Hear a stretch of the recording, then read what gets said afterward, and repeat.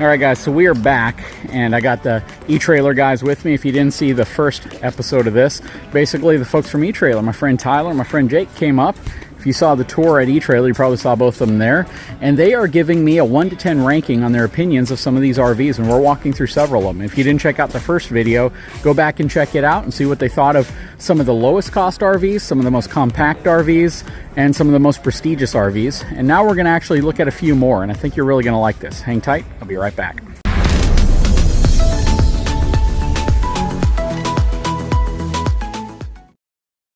Okay, so the next one we're going to do here is a Columbus River Ranch. This is a Palomino product. Now, I think you guys have actually been in a river ranch before, but it was a different style that had a really tall staircase going into it, one that I featured before.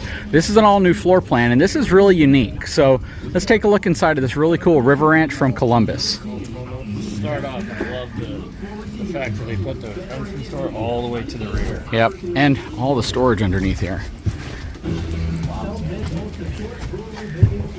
Okay. Now this is my ship. I thought this about the last time we were in one too. I bet you for some RVs in the campsite, this view would get you above their roof line. So you could see past them if it's a shorter RV, or, you know, we have another fifth wheel park next to us, but if you had a shorter travel trailer, you could see straight over them. So if you don't get the spot that you want, this may save you sometimes. Yeah, that's true. Interesting. Yeah, it's beautiful though. I mean, you got a full-size fridge, floors. Yeah. I always love the cabinetry, all the drawers, the way they do things inside of Columbus products has always been really, really nice. You got the residential insignia stove. Mm-hmm. Yeah, I've never seen a rear entrance before, but I really like it because most RVs, the stairway coming in is so awkward because it's right in the middle and you've got to make a decision to the bedroom or the kitchen, and it becomes congested. But this is one straight shot all the way through. There's no steps, so once you're in your RV, you don't have to go up into the bedroom. It's all on one level. Yeah, that's true. Let's work our way back. Yeah, very nice. Yeah, plenty of room in there. Nice work. It's a very, very large shower. That's one thing the folks over at Palomino have been known for with the Columbus is very large showers. But this is, all day 7 feet in this bedroom with the under storage. And it's exactly 7 feet. So they wanted to make this front to back 7 foot. So even at the very, very front over there, it's 7 feet, and you don't get any of that dip down that you typically see in, fifth wheels. Yeah, that's awesome. And you can bring everything with you. Yep. Plus over here, just the fit and finish. Everything in these units tends to kind of stand out. Yeah, you can tell every little detail is taken care of and thought about, even to the wireless chargers. Yep. Yep. Not the most expensive units, but they're definitely what I would consider to be a mid-upper price unit, full-time rated. Yeah. If you constantly find yourself having storage issues, this is the one. Yep. It's got all these storage bays. Yep. It's kind of like a motorhome style storage underneath. Yep. So what do you guys think of this one? What's your rating? I think it's beautiful, just from the looks and the practicality of it, and then also the entrance in the back, like you were saying, that's unique. I'm gonna go back up. I'm gonna give it a 9.5. I would give this one a 10. Okay. 10 out of 10. Very good. Yeah, just because of the headroom. Yeah. Not many RVs I don't have to duck or do stairs in. It's very nice. No, that's good. Very good. Let's move on to another one. All right, so now we are in front of a Cardinal Red by Forest River. So Cardinal has an entire lineup of entry-level units all the way up to super, super high-end units. But this is actually marketed as being one of the most affordable, if not the most affordable, fifth wheel whenever you compare, length, number of slides, things like that. So that's really the thing here. It's not like the cheapest compared to everything out there, but when you compare it class to class, size to size, they're supposed to be the most affordable. So let's take a look inside of this Cardinal Red and see what you guys think. Cardinal Red means a little bit something different back home.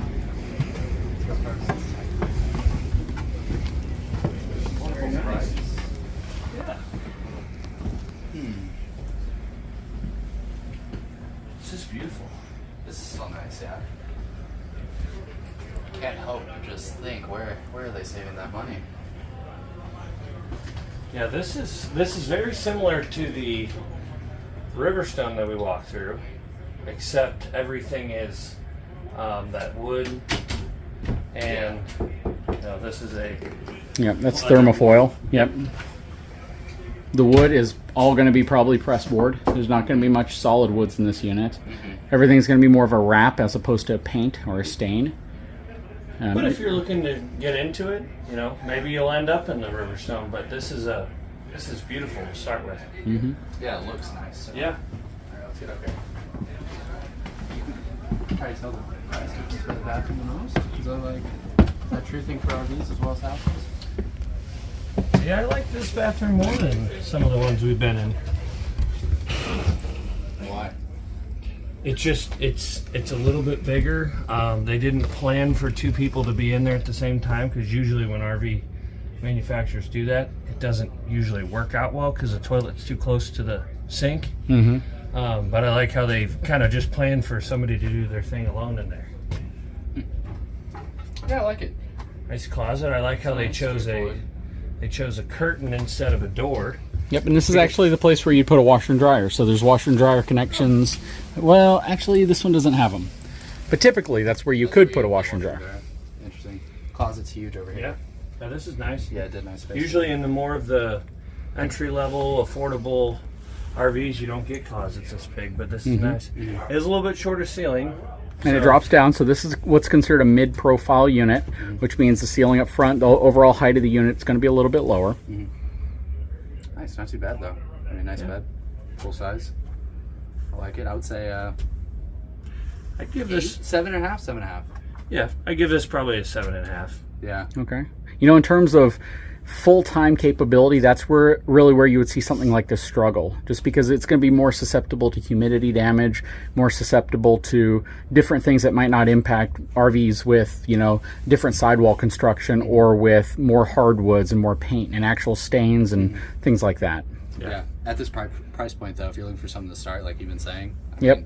If you're a weekender, this is perfect. Yep. It's less likely to have quiet, cool air conditioning systems. They're probably going to be a bit louder. You're not going to have as many windows. You don't have windows on the sides of the slide like you do on most of them. Yeah. Most of the windows you have are going to be smaller, and a lot of them aren't the type of window that you can actually open up. So that's a big thing that a lot of people may not miss. Let me show you something back in the living room. Okay, so we're back here in the living room, and if you notice, these huge windows are beautiful, but what are they lacking? Can't open them. Can't open them. Yeah, you can't get any cross ventilation there. You have the side windows here that can be opened, and then this back window and the two sides back here. But these are all examples of areas that they can save some money and kind of give you a little bit lower cost product. Now, the other area, which this is where eTrailer can come in really handy, are things like suspension. The suspension on this isn't going to have any type of an upgraded equalizer, and you guys carry every upgraded equalizer, so this is a type of unit that you might be able to save 15, 20, 30 grand getting into, but then you can take some of that money and invest it in simple upgrades that don't cost that much, from eTrailer, of course, and give you the capability of having a really special unit. Yeah, and a lot of people don't even realize they don't open their windows until they see a model like this, and they're like, what's missing? And, if you don't open your windows, then there's no need to have the ability to do it. Oh, you're right.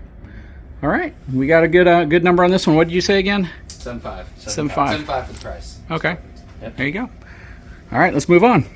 Okay, so the next one we're going to go into is this Rockwood. Rockwood is considered to be a very well-built.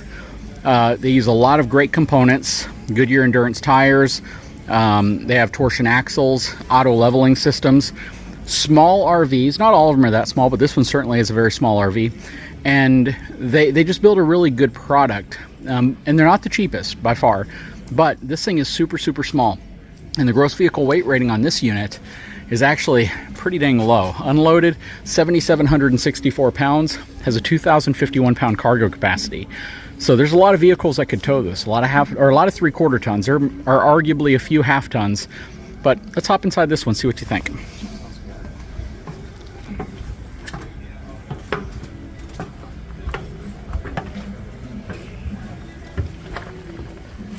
Plenty of rooms. Yeah. Nice. Yeah, this would be a great starter, or again, if you were wanting to downsize to something a little bit lighter, more pleasant to pull down the highway. This would be really cool. Everything you need is right here, and then you can go up to the bedroom. Yeah, that's the key with this one is it's super compact. Price-wise, this is actually going to be probably on par, if not possibly more expensive than some of the larger ones that are just from lower brands. So this is definitely considered more of a premium fifth wheel. Not what I would consider a luxury fifth wheel, but more of a premium just in terms of build quality. Like the day-night roller shades, that's a big one. A lot of RVs might include one or the other, but very few have both the blackout and the pull-down screen. And MCD is the premium brand for that. So you see a lot of little things like that. Let's head up to the accessories and things that come with it rather than... And the build quality. Luxury. Yep, and the build quality. That's a big one. Interesting. Let's head upstairs.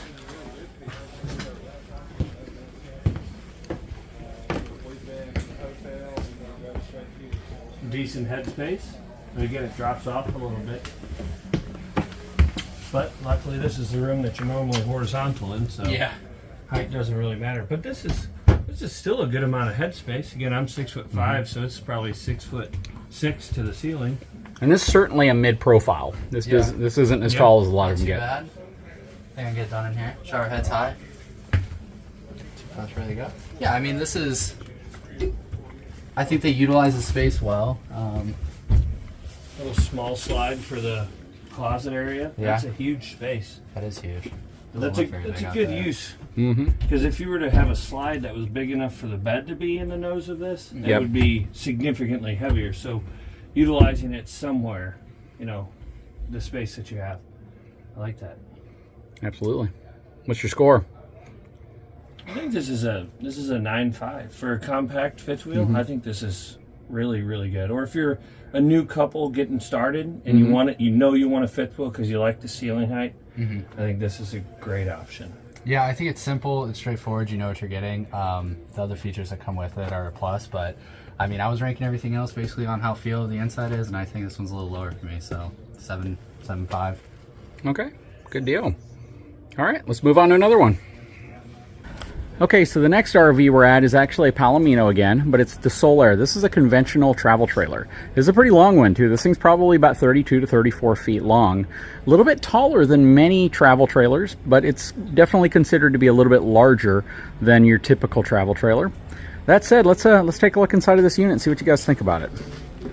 And this is our first travel trailer that we'll be walking through.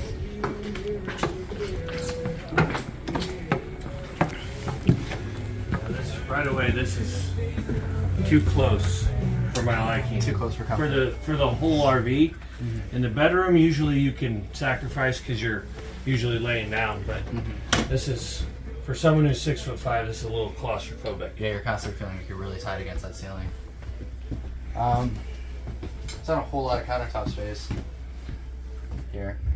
This is what a lot of people get as their first RV. Yep. A lot of folks, this is like their first dive in RVing. Even if you watch some of those old Go RVing shows on some of the travel channels and things like that, when people are first getting into a travel trailer, this is almost universally the first floor plan people look at. This was the first floor plan we looked at. Our first unit was a Vibe that we had that was of any length. And we had the sofa here. We had the same booth style dinette. The TV was a little different. A lot of times it's not angled right here. It's actually on this flat wall, which I don't even want to take you to one of those because I don't want to get that low of a rating. But this one, I like how the bathroom's separated towards the rear. You know, if you're not traveling with anybody else, it's the furthest corner away from your bedroom. The bunk beds are nice, but they don't have their own room, so any giggling and fun that's being had back here can be heard throughout the whole RV. You mean the curtain's not going to block the sound? Unless you can find some sound dampening curtains. So I got to do this just because you're a good sport. Could you get inside the shower? Just tell me what you think. Like, if you had to get inside of that shower and use it, as a relatively short fella.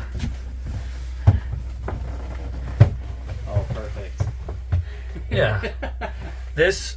I've got a shower about this size in my own camper, and I can tell you there's water everywhere by the time I'm done showering. That's kind of hilarious. All right, I had to just see what would happen. Yeah, I like the dinette. Mainly because I look at a dinette and I immediately think, how big is it to sleep somebody? Because unless you've got small kids and you're not tall, It's, you know, they're not super useful, but it's great to be able to feed the kids at a table so that I can food everywhere. Yeah. One of the thing that I mean, if you guys don't walk through them all the time, you probably don't notice. But the fact is, it was almost impossible to get blackout blinds on this type of trailer just 5 years ago. You would never see them. It would always be these pleated blinds that didn't block any light at all, hardly. They were just like slightly dimmed. But now you're starting to see tint and blackout blinds like this that block all the light as pretty much a standard option on a lot of your RVs, which is really nice because they used to be like $1,000 to $2,000 upgrade. Really? Yeah, that is a nice add-on.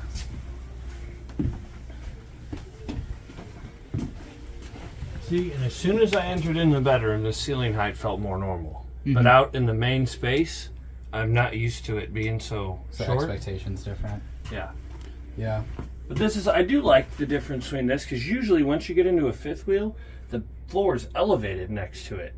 So you really can only get dressed at the end of the bed, whereas I could get dressed right here. Well, fifth wheels that have a north-south facing bed like this typically have that bump up right there. If you get the new frames that Lippert has produced with the Rhino frame, then it's flat all the way to the front. But yeah, on some older fifth wheels, not even that old, you really only going back about a year and a half, their previous frame design required them to have that bump up on the side. Yeah. When you get the east-west facing beds where they face sideways, that's typically where you're going to have a flat floor all the way around them. That would be really nice. Yeah, it's a cool shaped window there. Yeah, you got a nice window up front, unless you have to replace it. Now, okay, let's walk back out to the living room. I got a question for y'all. All right, so gentlemen, the thing about this is, again, this is when you grade this, it's easy to see the deficiencies with something like this versus everything else we've looked at, except maybe that low cost fifth wheel. That said, you know, for a family of 4, family of 6, or whoever might get into this, even for a couple, what would you rank this in terms of, you know, a first unit? If this was going to be your first RV unit, I think this would be like a 7. Okay. For a first unit, it's a nicer travel trailer that you can get into, decide if you like this style or not, but you're starting with a very nice interior. Yep. Yeah, I think the interior is the big point that I was going to point out as well. It's practical, it's set up like a lot of other units, so it's a great place just to start. And like you said, kind of get a feel of, you know, is this the kind of style we want moving forward? So I would go personally an 8 because I think it's a good place to start. Yeah, okay. Price point, right family. And then the other part to think about when you have that conversation is the term buy once, cry once, right? Do you want to spend your money on this, or do you spend more time shopping for a floor plan that might be even better for you? So that's kind of the key. This is actually a great floor plan for a family who wants to feel connected with every member of their family during an entire trip. That's really where you see the benefit of this, where the kids can be playing right here. You can see them, especially if they're real small kids, maybe a baby or an infant that you just need to take care of. You need almost like a crib style bed to where you can just look over and see them, something like this. So you guys are making a great point. It's entirely subjective based on your needs and your family type. That's really what it comes down to. All right, guys, so we are going to wrap this video up, and we're going to actually have a part 3 because I'm going to show them the craziest RV I've ever seen, the coolest thing ever, and I want to get their opinion. At least, you know, I'm walking away from them so they don't hear this. I think they're going to enjoy it. Anyways, guys, definitely take a moment, subscribe to my channel, give me a thumbs up. We'll talk to you again very soon.